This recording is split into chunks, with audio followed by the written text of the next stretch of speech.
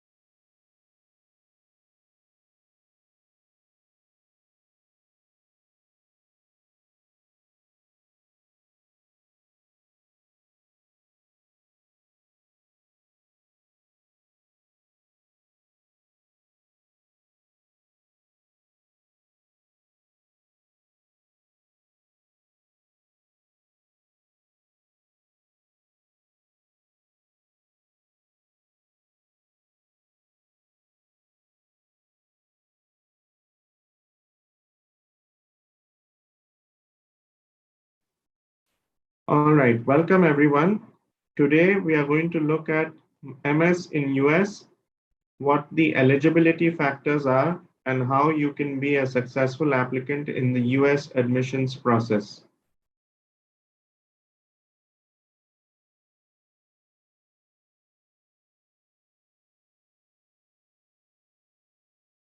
We've divided this session into three parts. In part one, we'll look at an overview of the MS admissions process. In part two of today's session, we'll deep dive into the GRE exam, which is one of the most critical factors when it comes to seeking admission to a US university. In part three of the session, we'll look at other components of the admissions process. This will be followed by the Q&A session, and we'll try to answer as many questions from the attendees here this evening. So let's get started. So let's begin with a quick discussion on why students want to study in the US. So of course, there's the quality of education, and then there are a lot of diverse course options. Studying in the US helps you to build soft and hard skills and gain a global perspective, something which is critically missing in local classrooms at home. Studying in the US can help you build your international network. You will be in a classroom with with people from over 30, 40, or 50 countries. It can help you get hands-on research experience, as well as get access to funding. Conversely, US universities offer students what they want, whether it is high quality academic experiences, whether it is the opportunity to grow personally and professionally, including close interaction with professors who are specialists doing cutting edge research in your area of interest. There's the opportunity to apply your classroom learnings in technical internships or relevant internships.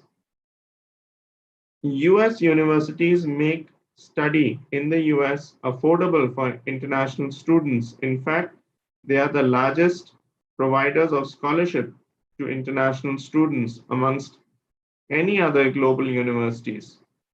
And then there is the opportunity to work in the US, whether it is the CPT, the OPT, the STEM extension, or even the H-1B work permit. Moving on, in order to understand or in order to approach the US admissions process, we encourage applicants to look at its 4 C's. The first C is the country itself. What does the US require for you to get into a classroom at a good university? Well, do keep in mind that the GRE is one of the primary conditions to gain entrance into a US university classroom. Then there's the second C, which is the course itself. Not only do you have the opportunity to specialize further in what you did you, as a student at your college in India, but you can also take up hybrid courses such as technology management or business analytics or information systems. Or if you are an arts or a business student, you can delve deeper into your area of interest through a specialized master's or even a blended master's. The third C is the cost itself. US universities have a very big range of tuition fees. So a small university in a small town in a small state could potentially offer you the entire master's program for say 30,000 US dollars in tuition fees. This could go up to 60 or 70,000 US dollars a year in tuition fees if you look at the Ivy League universities or some of the top universities in the US. Also keep in mind that as we discussed, there is the opportunity to get scholarships for good students. The fourth C of the admissions process is the college itself. You have a huge range, and while most applicants and most students in India only tend to think about the top 10 or top 15 universities in the US, such as the Ivy League institutions, which are household names back home in India, the truth is that there are over 3,000 universities in the US, and there is a big choice available for students when it comes to finding the right university or the right college to study at. The fifth C is choosing where to study. Now, this should be a process in itself. It should be based around your research on universities, and it should not just be based on rankings. It should be based on your fit into particular universities. And in order to do this, you should work with an admissions counselor to identify what the right set of institutions are and use a lot of worksheets and introspective exercises as well to develop self-awareness.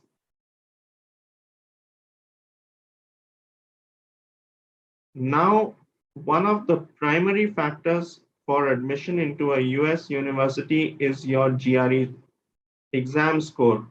It is not only is it the key component of your graduate school application, it is the world's most widely accepted entrance exam outside India.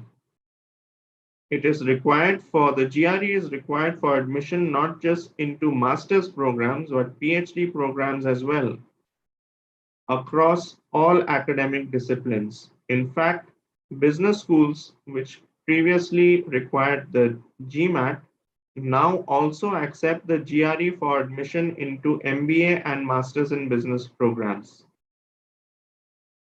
In fact, the ETS, which is the provider of the GRE, now has a dedicated section on their website where they list all universities across the world that accept the GRE for admission. So how does a GRE help you stand out in the US admissions process? It provides a common language to resonate not only with the admissions officers at the graduate school, but also the academicians at the department to which you are applying. The GRE is an international benchmark of your academic ability. A balanced GRE score adds credibility to you as an applicant, and it's a trust factor that universities know. It's a trust factor that helps universities understand that you have the academic skills to succeed in a US classroom. A high GRE score can compensate to some extent for low college level academic performance or a low GPA. High GRE scores are required for admission to top universities apart from your academic and professional profile. Your GRE score is also a benchmark that can help you shortlist the correct set of universities to apply to. So it's a filtering mechanism to choose where you should apply. GRE scores add tremendous value to your scholarship applications.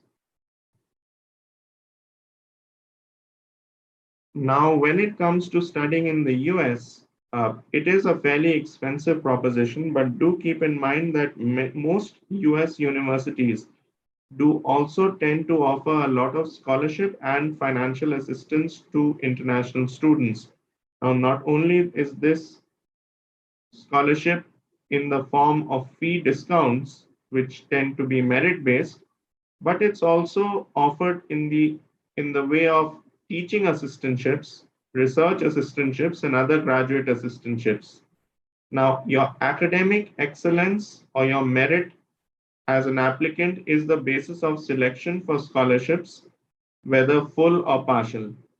Now, a balanced and competitive GRE score can improve your likelihood of obtaining a scholarship. A good GRE can also provide admission to a fully funded PhD program. A valid GRE score can facilitate admission from a master's to a PhD program as well.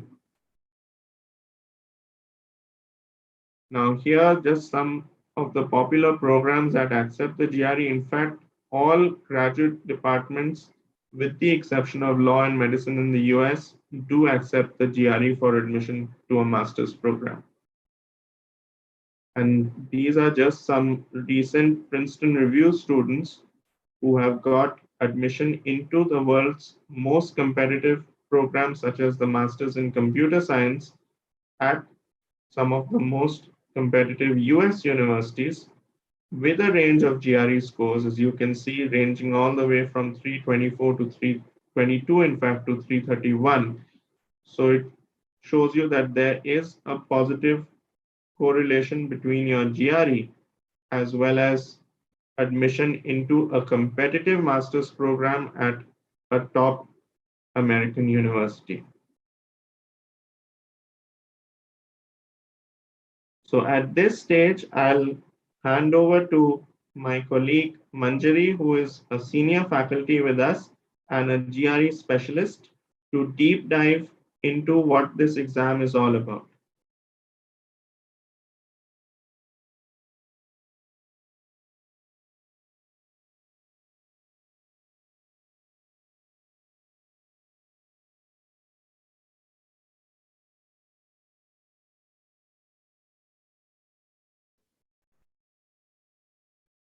Thank you, Vikram. Hi all, good evening.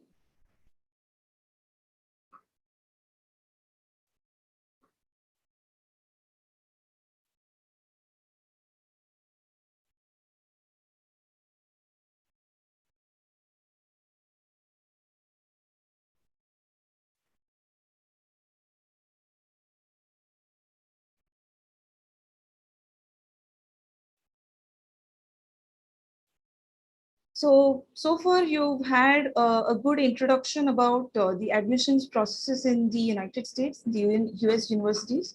So before we move on to the other aspects of admissions to US universities, let's take a close look at how the GRE exam is and the most important aspects of the test that you need to remember.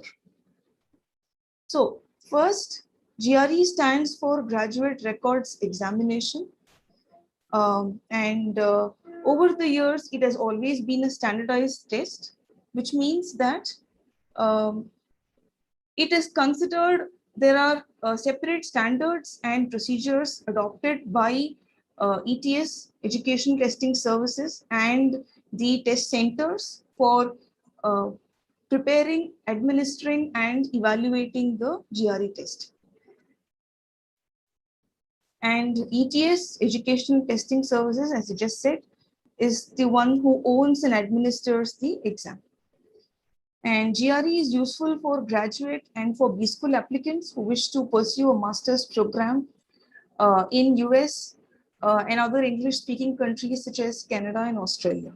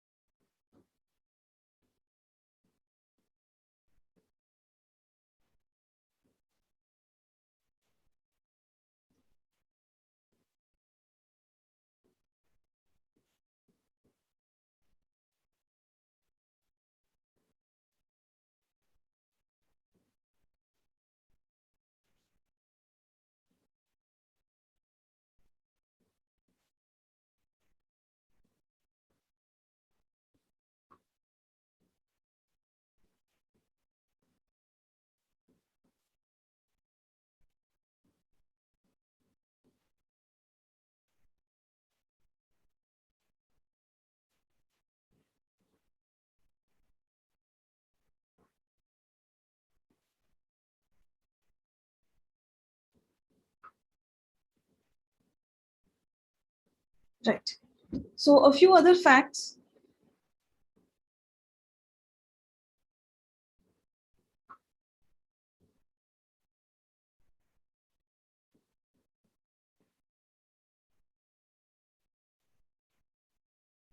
A few other facts about the GRE test. Um, so the GRE exam is administered at test centers and institutions that are owned or authorized by Prometric testing. So Prometric testing is a US company which runs several authorized test centers across the world. And there have been several revisions made to the GRE exam over these years. And the latest revision was made in the year 2011, after which it is no longer called just the GRE exam. It is rather called the GRE General Revised Test. Since it has been made standardized over the years, ETS decided to call it the GRE Revised General Test to support candidates across who wish to enroll for several programs. Now, in the GRE test, there are 6 sections. Out of these 6 sections, 5 sections are evaluated or scored. And those sections are the analytical writing assessment, 2 verbal reasoning sections, 2 quant reasoning sections. And apart from this, there is 1 experimental or research section, which is usually not evaluated. ETS uses this test or these research questions purely for use in any future GRE tests. And the duration of the GRE exam is 4 hours, including the breaks in between sections. So why is GRE very important? So Vikram has already spoken a lot about the importance of GRE. A few quick pointers to help us understand what GRE expects in a candidate. So first of all, it is used in admissions as an eligibility factor for getting admitted to the universities of your choice. And besides that, it appraises a candidate's aptitude for abstract thinking, or rather it is entirely not a test of one's ability in mathematics and English. Rather, there are a few other things that are tested apart from just the subjects or topics. So, and it is also used to test a student's expertise in vocabulary, or I would say there are several vocabulary based questions which are tested in the GRE. Nevertheless, the GRE score is not a very good indicator of a student's college level performance, or as Vikram said said earlier, a good GRE score or a high GRE score can compensate for an average or a low GPA. GRE scores are accepted by thousands of universities across the world. In the US itself, there are about 3,500 universities that accept the GRE scores.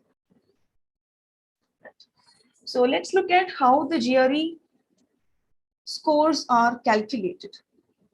So as I said earlier, the quant reasoning sections, the verbal reasoning sections, and the analytical writing assessment sections are the ones that are evaluated. So the verbal reasoning section contains 40 questions, 20 questions in each verbal section. And those questions are then scaled to a score range of 130 to 170. So there is something called a raw score, which is nothing but the number of questions that a student answers correctly. And this raw score is then scaled depending on the difficulty level of sections to calculate the score of 130 to 170.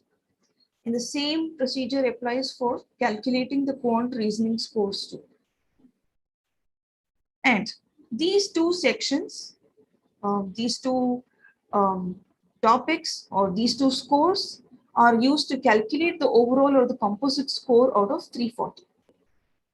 Now I said that there is a score range of 130 to 170. So this just means that if a student just attempts the GRE exam, he or she will receive a minimum score of 130 in both the verbal reasoning and the quant reasoning sections, which means the overall score, the minimum overall score that a student can expect in the GRE test is a 260.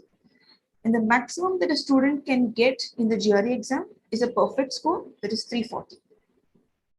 Now, the analytical writing assessment is scored on a scale of 0 to 6. A student gets a 0 if he or she either does not attempt the AWA section or has answered the AWA section completely off the topic or in a different language. So the minimum score that a student gets after attempting this section is a 1. Now, I have mentioned this in a separate row because the AWA score is not considered part of the 340 score. Right? But this does not mean that the analytical writing assessment or the essay section isn't important. Several students get to gain an edge over the other applicants with a very high analytical writing score. Now the AWA score increases in 0.5. Universities consider 4.5 as a good score in the AWA section. So let's consider two applicants who have the same GRE scores, say for example, 330 out of 340. And one applicant A's AWA score is 3 on a scale of 1 to 6, and applicant B's score, AWA score is 5. Now, between these two, who do you think would stand the chance of getting admission to a top university in the US? It is obviously going to be applicant B, because even though both of them have a competitive GRE score or a very good GRE score, when universities have to select one out of the two applicants, they will consider the analytical writing score also. Now, in this section, students are tested on their ability to identify and critically evaluate arguments and articulate them in the English language. So giving importance to this section is crucial for students who wish to gain admissions to top universities across the world. Right.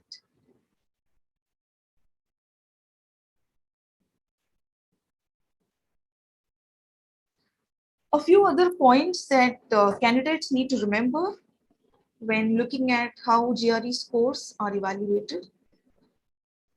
First, there are no negative marks for incorrect responses given by students in the GRE section, in any section of the GRE test. And GRE is also called a section adaptive test. So this means that the difficulty level of questions will vary only between sections and not between two questions within a section. For example, if a candidate has done very well in the first verbal reasoning section, then he or she can expect a harder set of questions in the second verbal reasoning test. And this section adaptive nature of the GRE is what determines the overall verbal reasoning and the quant reasoning scores and the difficulty levels of the second verbal and quant sections respectively. Now remember, between a verbal section and a quant section, there is no difference in the difficulty level of the questions.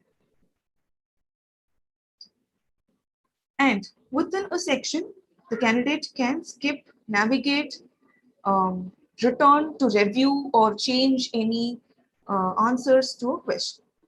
But once a section is completed or once the timing for a section ends, the candidate cannot return to it.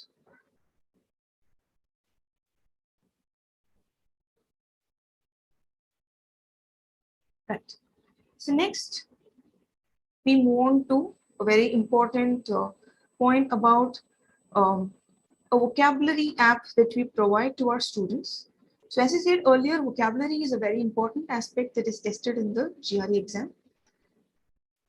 So considering that, we give students a Manya GRE Words app, which provides students access to 1,300 plus words that have been exclusively chosen based on the frequency in which those words are tested in the GRE exam. So these words are those that ETS usually considers or prefers for the vocabulary-based questions. And this app has 1,800 plus assessment questions to recollect and practice words. Now, there are several categories, or I would say there are 3 categories across which these words have been classified: beginner, intermediate, and advanced. So students have access to all the words across these difficulty levels. And within a category, there are several levels, and each level has its own assessment questions. And after every 3 or 4 levels completed by a student, there are revision assessments for students to recollect words learned in the previous levels. So this will help ensure that students do not forget the words that they have learned earlier. And as I said, words have been classified according to their difficulty levels used by ETS for enhanced learning.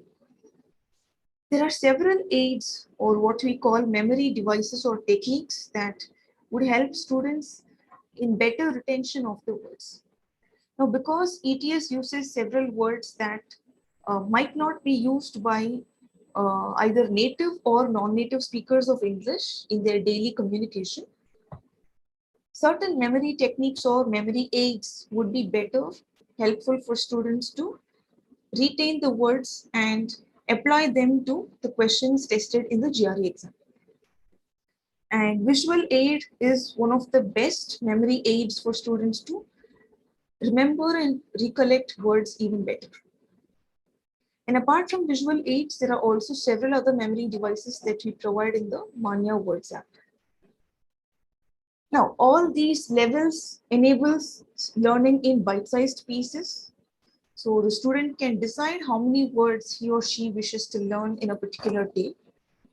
And of course, the trainers are also there to guide the students about how many words would be ideal for a student to learn and practice in a day and in a week. And this app is totally attractive and very interactive. So all these would definitely motivate the students to learn the harder words and make sure that they remember them and apply them even better in the GRE exam. Now, this is not all that we provide in the Manya Words app. There are several other interesting features that we have. So if you wish to learn more about the Manya Words app, then we would really love to have you guys on board with us for a GRE course.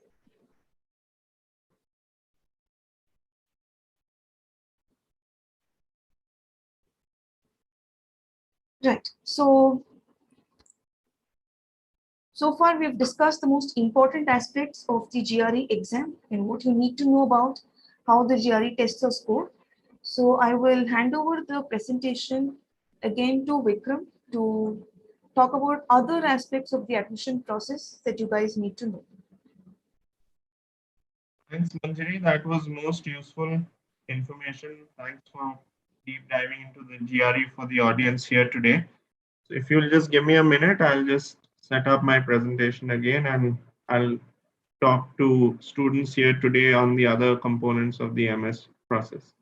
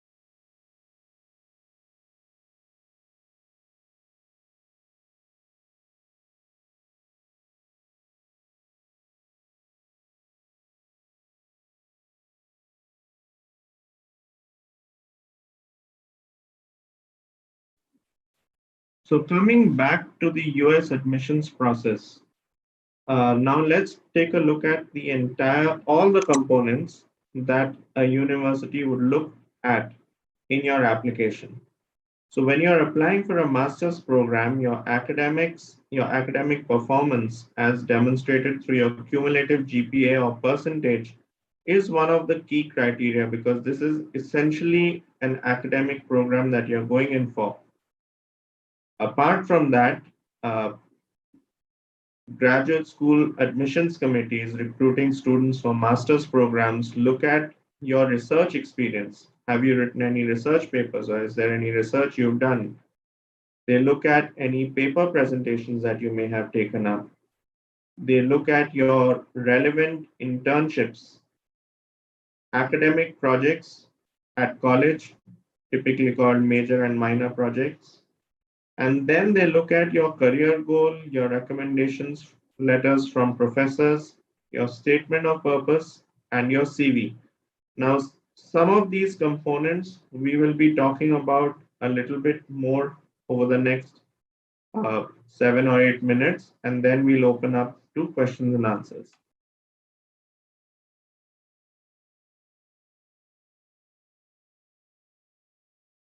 Now, let's just try to understand the importance of research for an applicant.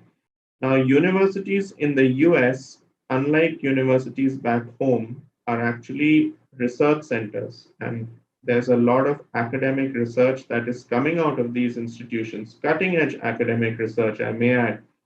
And this academic research is actually what feeds into the industry and what solves problems for the industry at a worldwide scale. So, uh, in fact, the teaching that happens at US universities is just a subset of the research going on the most advanced fields over there.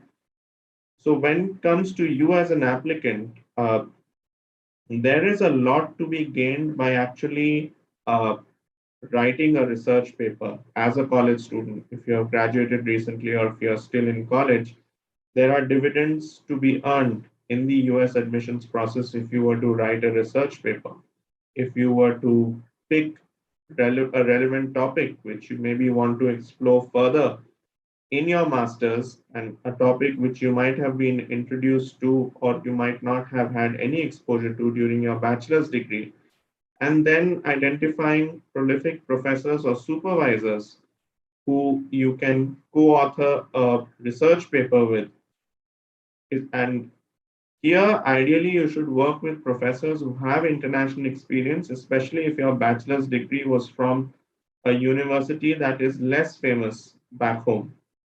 Now, the objective here is to write or co-author a research paper and get it published in a peer-reviewed journal, in a scholarly journal, or even a periodical, so that it becomes something to talk about on your CV. And what are the other reasons why you should do a research paper? Essentially, you're telling the university in the US that your research interests match theirs, match the kind of work that the professors there are doing, and it's also a great way to show your passion for the subject that you intend to study or you intend to explore further at the master's level.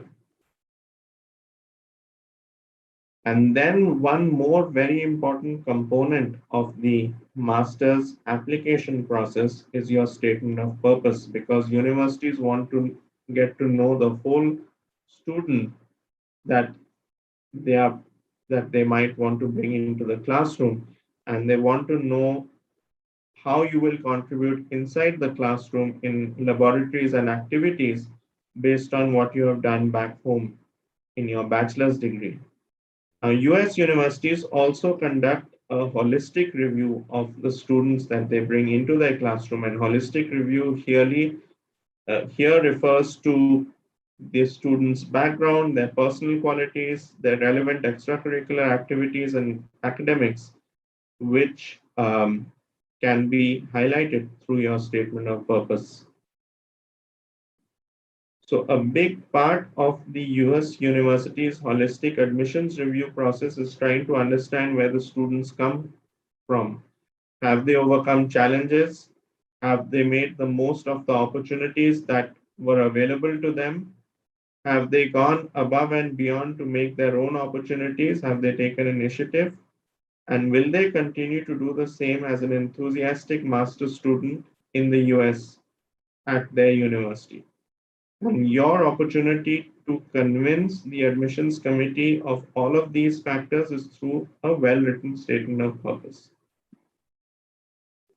Moving on now, these are some of the qualities which US universities look for in international students. There's independence, your self motivation, creative and analytical thinking, your follow through and commitment to the cause, your resilience as an individual, your ability to take risks, your passion for the intended masters, your authenticity as an applicant, and whether you have a flexibility and growth mindset.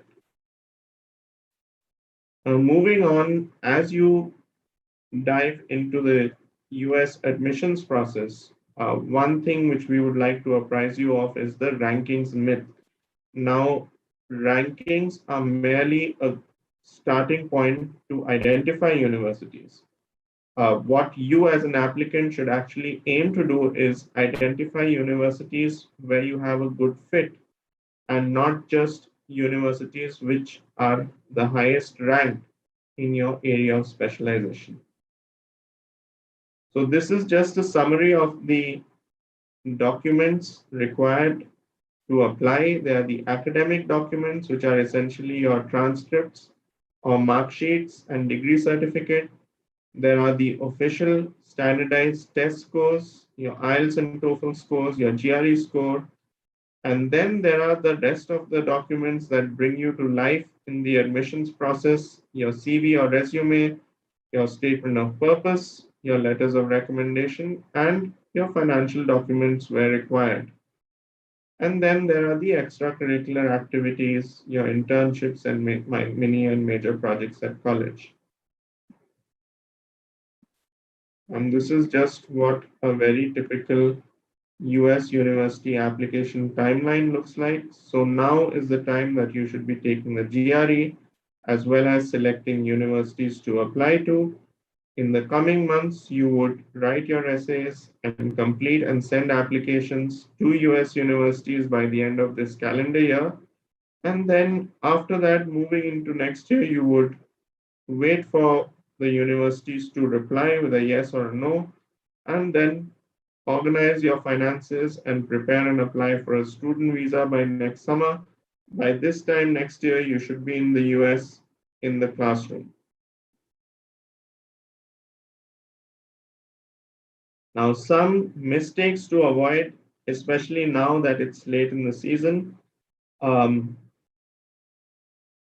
It's always good to be an authentic applicant. It's always good to be yourself in the admissions process. So please don't copy your friend's personality or don't copy their documents or take too much inspiration from the way they represent themselves to admissions committees. Having too many cooks in the kitchen, they say too many cooks spoil the broth. So getting feedback from too many people, especially those who are not acquainted with the US admissions process on your statement of purpose or CV or which universities you should apply to, will only leave you confused and clueless, misunderstanding what really counts in the application. So for a master's program, it's always relevant research, relevant academic experience, relevant work experience that counts. The social work and all types of work experience and all types of life experiences count more for MBA programs, not for master's programs. And finally, not bringing everything together in the SOP, not putting your best foot forward, not showing how you truly are an authentic applicant in the SOP is something you should avoid doing. So this brings us to the end of the session. Let us now try to answer your questions. So I'm going to read out the questions which are in the chat window. and I'm going to try and answer them from the admissions perspective. And Manjari, I would request you to answer the questions um, on the test preparation part.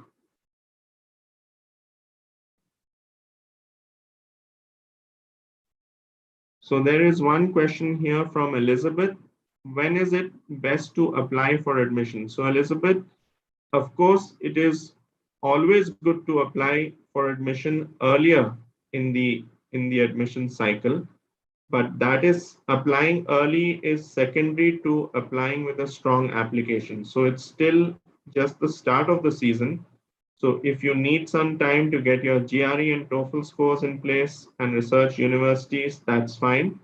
So you can apply to top universities in the US all the way to up to the middle of January next year.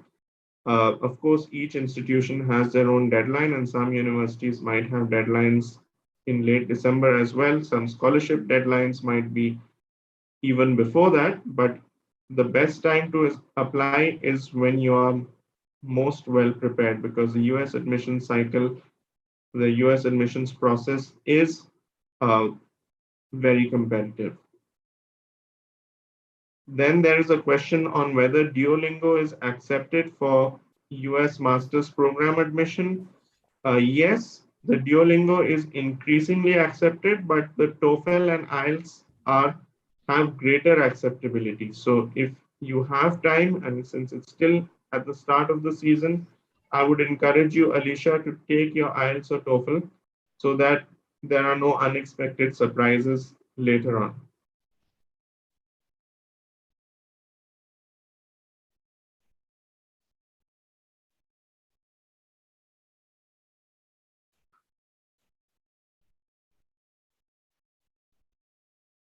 And Agrim has a question here. Is it possible to convert tier 1 or tier 2 universities with a low or an average background backed by a good GRE score?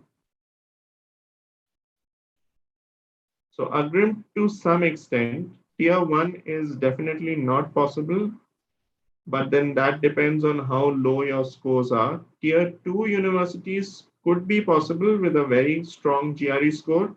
At the same time, if your college offers you an opportunity to retake some of the exams and remedy your low academic scores to some extent, please go ahead and do that. Agrim also has a second question here to touch upon STEM courses eligibility in the US. So taking the GRE does offer you the opportunity to apply to not just STEM masters, but other masters as well.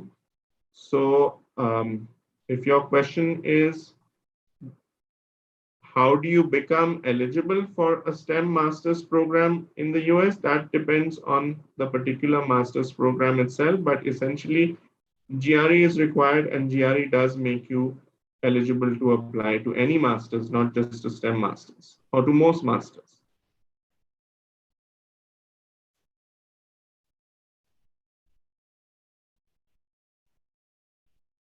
So Divya has a question here. Is fellowship available in Masters of English Literature? So yes, Divya, there are universities that would offer you a scholarship for a Master's in English Literature.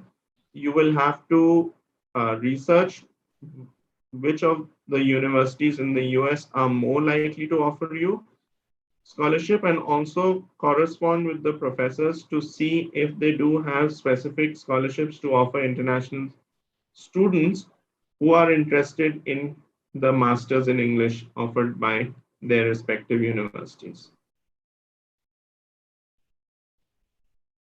Now, Gayatri has a question on which are the most affordable universities for MS in the US. So, Gayatri, there are a host of affordable universities for masters in the US. Now, these typically are the universities that lie in the smaller states, as well as some institutions like the Texas A&M University system, which is one of the most affordable and highest quality education systems in the US, as well as the State University of New York system, which also tends to have many affordable campuses where the tuition fee is extremely low in relation to the quality of education imparted. And the university at Buffalo is an example of that. Besides that, any US university or a very large number of US universities could become affordable for you if you were to put forward a good application and get some scholarship.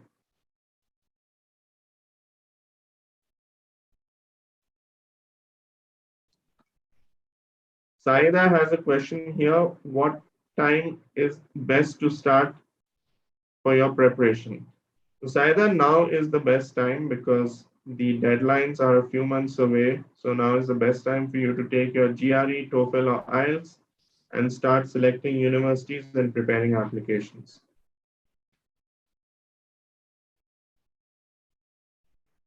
What are criteria for scholarship and idea about tuition costs and living expenses? Manas has a question here. So criteria for scholarship is one, your academic performance at college, which is your cumulative grade point average, a high GRE score, and a good application that clearly conveys what you bring into the university and why you're a good student for the intended masters, as well as what you will contribute in the classroom. Now, when it comes to tuition costs and living expenses, there is a big range. So, when it comes to tuition fees, the big comprehensive universities such as NYU or Boston University in the US, which are located in big cities of New York City and Boston, respectively, they are really expensive. Really expensive. The living cost there itself could be anywhere between $2,000 to $3,000, $3,500 a month, depending on where you live and what your lifestyle is. However, there is a lot of opportunity to study at state universities in the US, especially institutions located in smaller cities and smaller states, where the cost of living and cost of tuition is tremendously low compared to studying in Chicago or Los Angeles or New York City or Boston.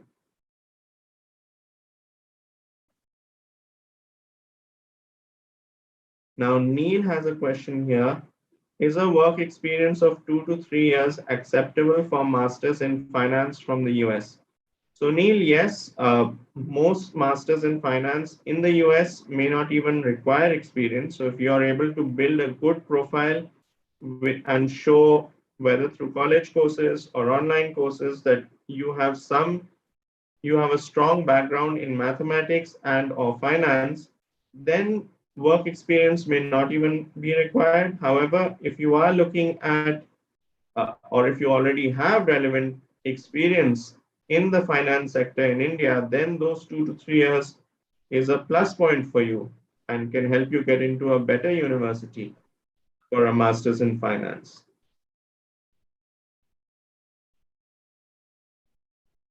Yukta Shri has a question on whether it is necessary to have a research paper published to get admission in top universities. So Yukta Shri, yes, a research paper is one of the best ways to show off your academic merit and your strong academic fundamentals to US universities, as well as tell them that you have the ability to do research, because these institutions are actually research institutions.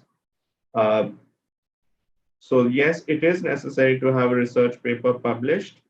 Uh, ideally in a peer-reviewed journal, if you are looking at getting into Stanford or Caltech or MIT, there could be some alternatives to that. So if you have some very strong or very valid work experience in the same field of the intended masters, that could to some extent provide you a relevant, uh, that could be relevant for you as well.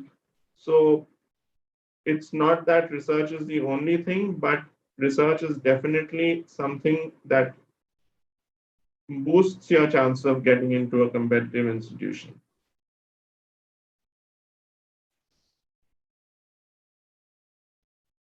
So Alicia here has a question on how many chances we have for getting scholarship on merit and GRE basis. So Alicia, the chances of getting scholarship depend on how many scholarships are offered by the particular university that you're looking at. Is it just one scholarship for international students, or do they also offer teaching assistantships separately, research assistantships separately, some other graduate assistantships? So you need to look at the department level as well as the graduate school level to see what you can qualify for at each university. So, Right. So I see a question from Divya on how to improve your AWA scores. Divya, so 4 or 5 in the AWA section in your practice tests is good. Now, for universities, there isn't much of a difference between a score of 5 and a score of 6.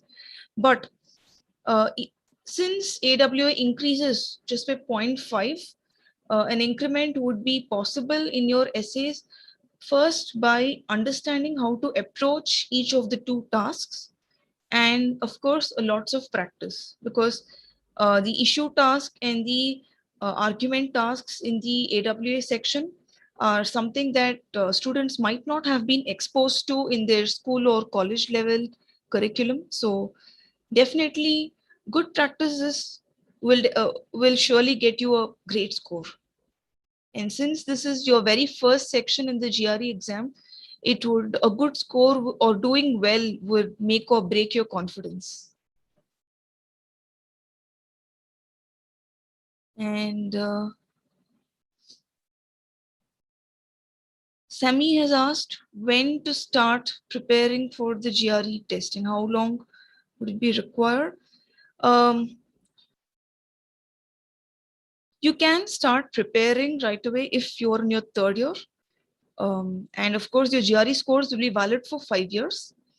So after a course with GRE, which would usually be for about 2.5 to 3 months, you can take 1 or 1.5 more months to prepare and sit for several mock tests to enhance your confidence. And then you can register your date for the GRE exam.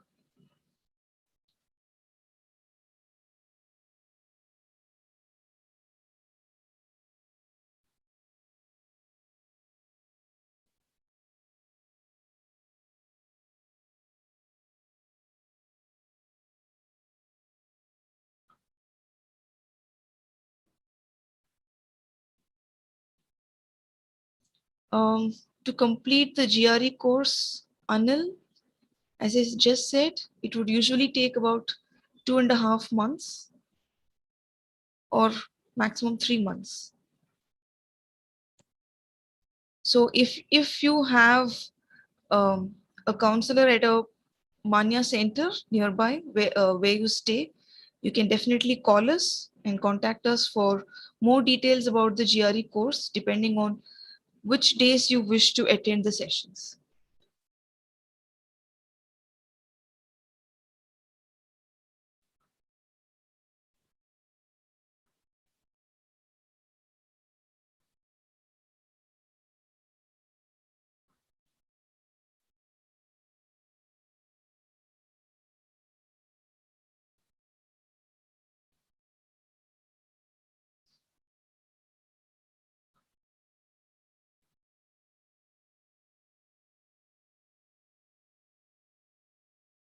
Uh, Nitish, yes, you can contact your nearest Manya center.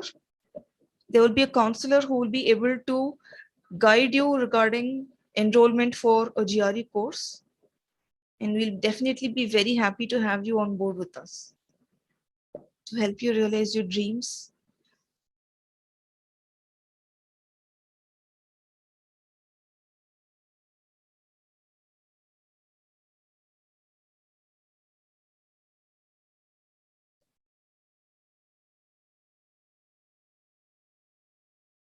Um, Neil Agarwal, yes, so far because of the pandemic, we have had GRE courses online. Um, of course, the best way would be to contact the center at your place where you stay for better information about whether there are any GRE in-class courses that would be launched very soon. But there aren't any differences between the GRE course online and the in-class sessions that we conduct for the students.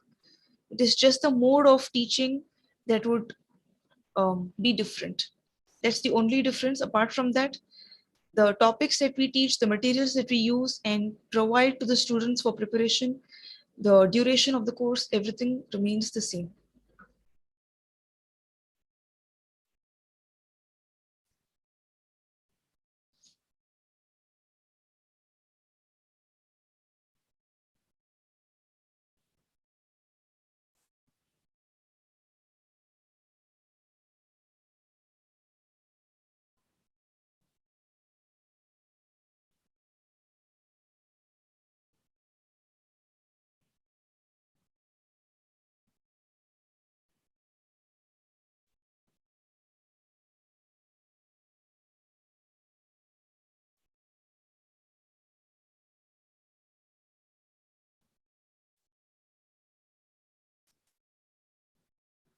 If you wish to enroll for a GRE course with us, you can contact us.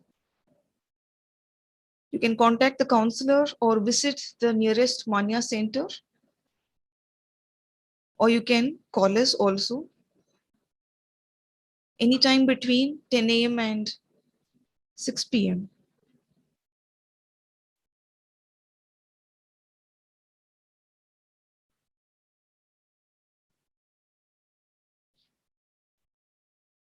Aditya, yes, we do have Ielts coaching also.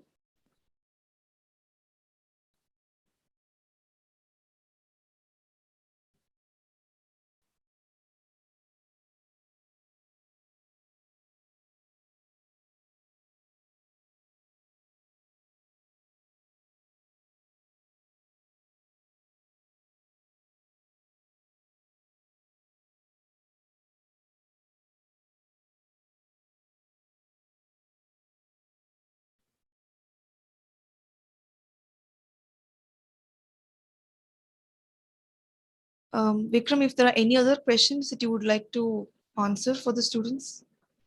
Yes, thanks, Manji. I'll just answer a few more questions. So Vishal has a question here. I'm a NITK graduate, GPA of 7.97, looking for applying in the area of VLSI. I'm working now in the same profile at Samsung Research India. I don't have any research papers. What can I do to make my profile stronger? So Vishal, if you're working at Samsung Research in India, you would already have explored the field of research to a great extent. The question here is now to articulate it properly on your CV, as well as seek out more relevant projects at whether available locally in the India office or overseas in the field of VLSI. Take your referees into confidence and seek out those projects so that you can be a competitive applicant.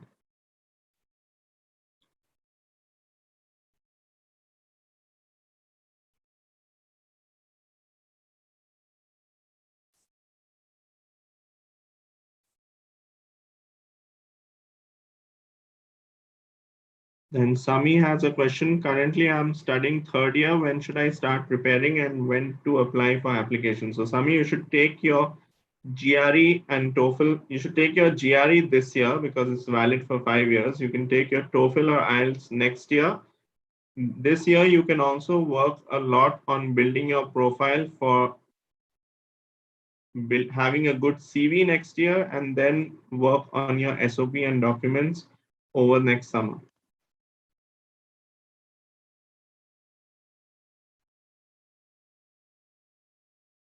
So Mahesh has a question. I did my bachelor's in electronics, but I want to do master's in computer science.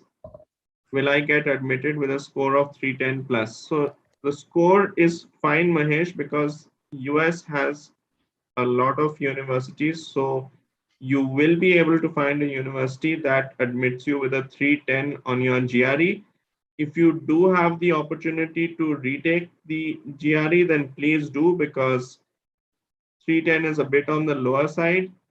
When it comes to applying for a master's in computer science with a background in electronics, you will be able to do that. But you may have to take some additional prerequisite courses once you at the university in the US. Meanwhile, you can try and take up more computer science courses through Coursera or through online platforms, so that your learning never stops, and the universities are convinced that you have taken a lot of steps to learn more and more about the field of computer science, and you have to do less prerequisite courses once you apply for admission.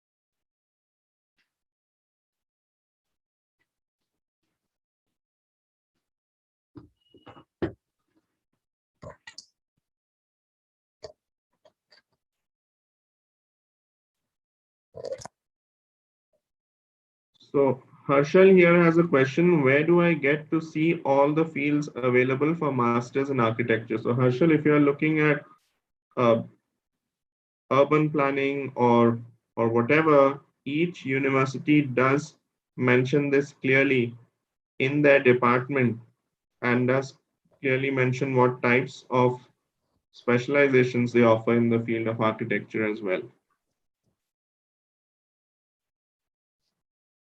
So Pratik here has a question. I'm from a tier 3 college. I don't have any internships done yet, but I have written 2 research papers and I have a 9 and above CGPA. Can I get into a good college in the US?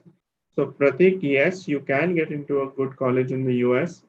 It's great that you have done 2 research papers. Now try to find international professors to work with who can offer you the opportunity to do at least 1 or 2 more research papers, so that you can build your profile for the US admissions process. We at the Princeton Review also offer one such program, so you can potentially get in touch with us and find out about the international research paper program that we have, which we call IIP.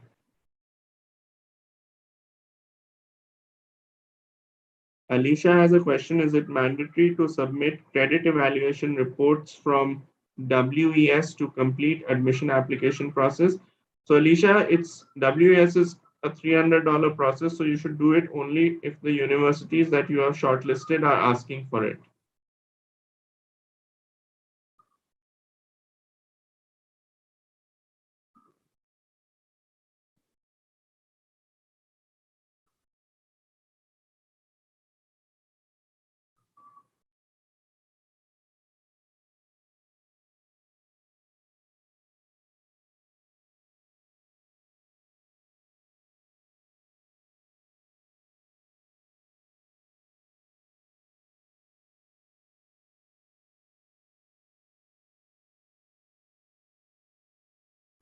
Deepthi has a question. Along with GRE, what course we should do to get into US universities?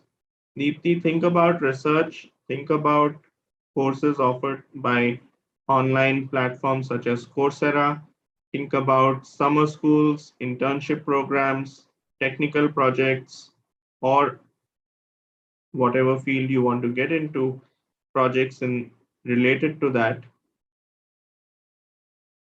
Narendra has a question. Is work experience important for masters in computer science engineering?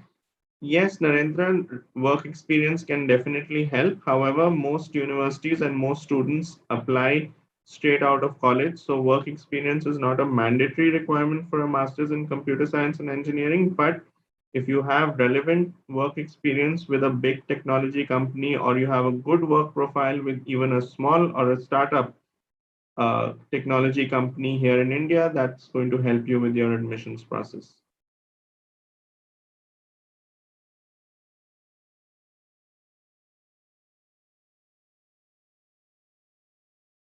So Manini has a question, what is the process to apply for scholarships for MS? So it's part of the application process. Manini, you'll have to see whether you need to apply for scholarships to the department that offers your master's at a particular university or the graduate school or both. Pallavi has a question, IELTS general or academic test we need to take for MS. So Pallavi, the answer is academic because master's is an academic program. So you need to take the academic module of the IELTS.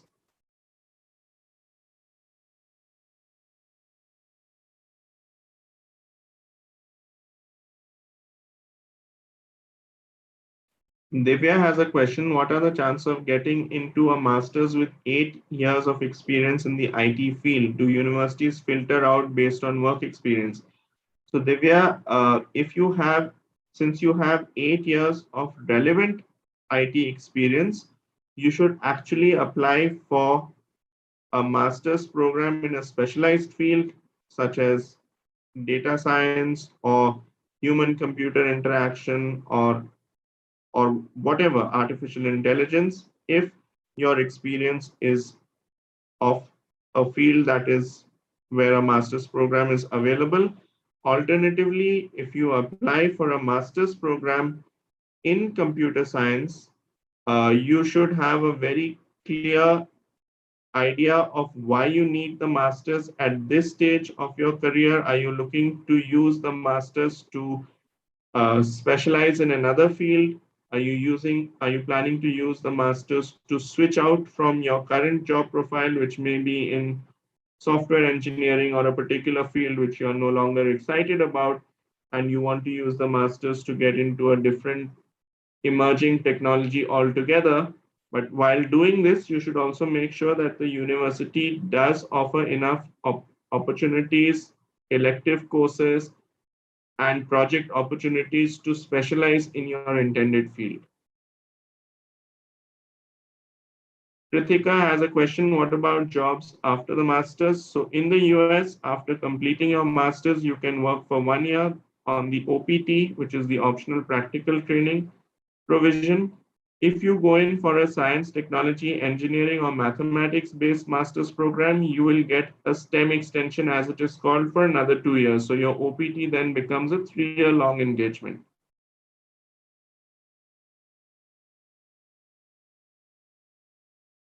Agrim has a question. What are the job prospects after MS, a STEM-based MS in the US? Will it be better to opt for a tier 1 institute in India or go for a tier 2 university in the US?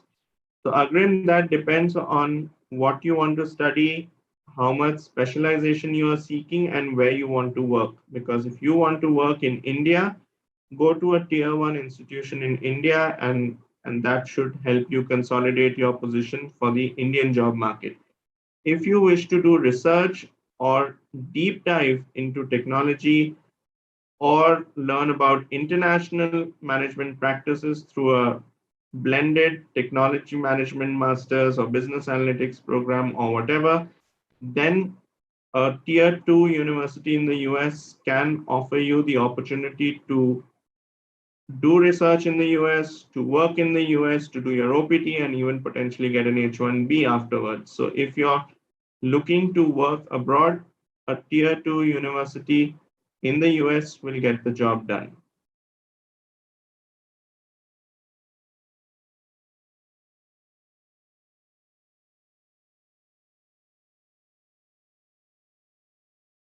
So Nitesh has a question. I'm finally a graduate student, will pass out in 2022. Still possible for me to apply to universities in the US for fall 22 intake? Yes, Nitesh, you can all the way up to January of next year for the top 50 universities and Feb or March of next year for other universities in the US.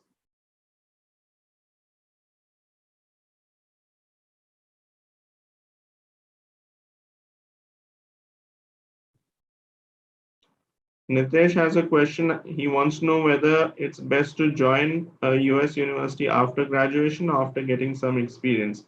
So it depends, Nitesh. If you want to finish off your education in one go, now is a good time to do it. If you want to try your hand at work and then see if it's not of your interest and you want to do your master's to get into a different job profile, then please work for some time and then use your master's to switch jobs or grow in your career.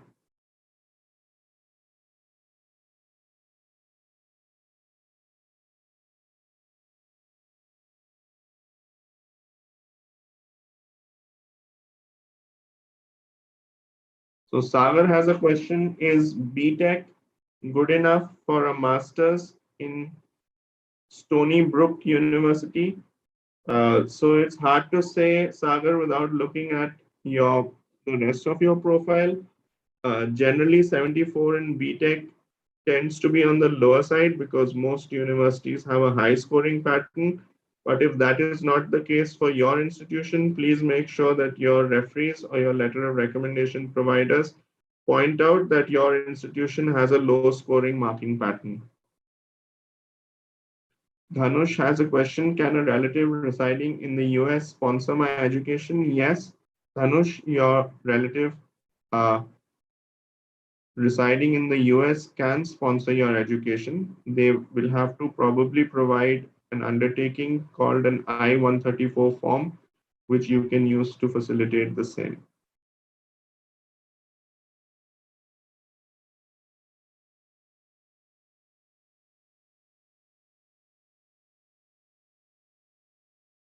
Divya has a question: letters of recommendation will be given by my college professors. Yes, Divya, they are the best people to get it, especially people who have professors who have taught you more than one course. And one of those professors should have also overseen your mini or major project. So they have more to talk about you as an applicant.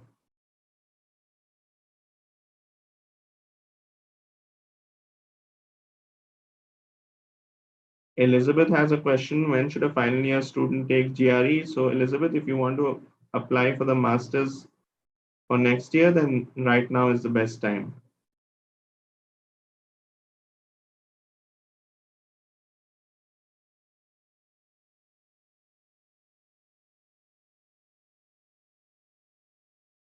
Agnes has a question: we can apply for universities in no cost right after the GRE exam. So should we complete SOP, LOR, IELTS before giving this for applying at that time? Looking for September 22 intake. So Agnes, just to clarify, you can send your GRE score for free to 5 universities. The applications are actually not free, so you would have to pay application fees to apply to each of those universities.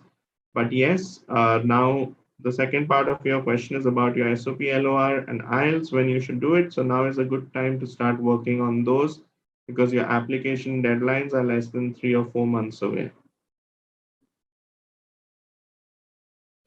Akriti has a question: is research experience necessary for non-thesis and professional programs like Masters in Data Science? No, Akriti, research papers are not necessary for a Masters in Data Science. You should be able to highlight your understanding of mathematics as well as highlight the certifications that you have done in programming languages, relevant programming languages such as uh, which might be useful for the Masters in Data Science, as well as the technical projects that you worked on.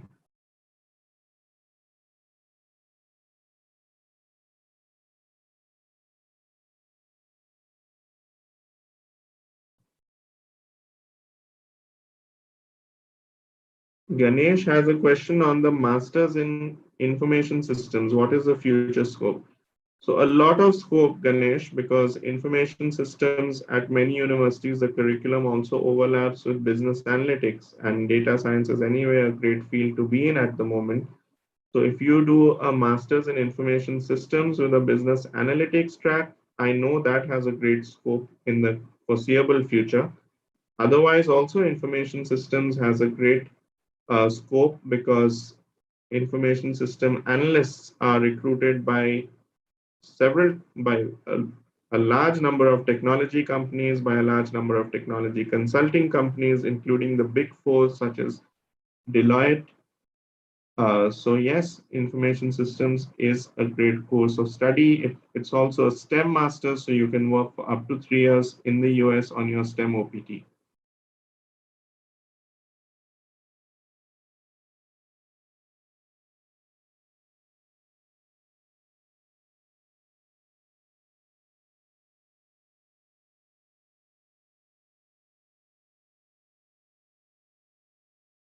Rakshita has a question. Is work experience important for MS and CS? No, Rakshita, it's not. There are many other ways in which you can build your profile.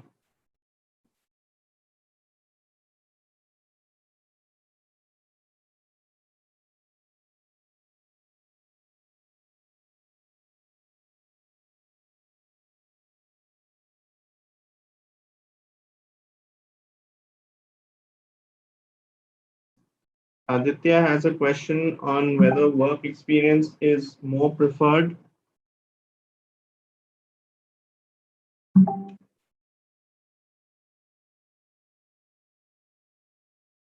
or academics. So the answer to that is if you have strong academic record, then you don't really need to have work experience to apply for a master's program.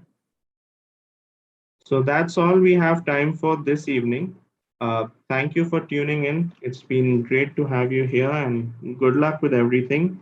If you need more information from our side, you can note down our contact number and email ID on the screen, info@maniagroup.com. Do reach out to us and we'll see how we can help you out. Thank you and good luck with everything. Thank you, Manjari. Thank you, Anuj, for arranging today's presentation.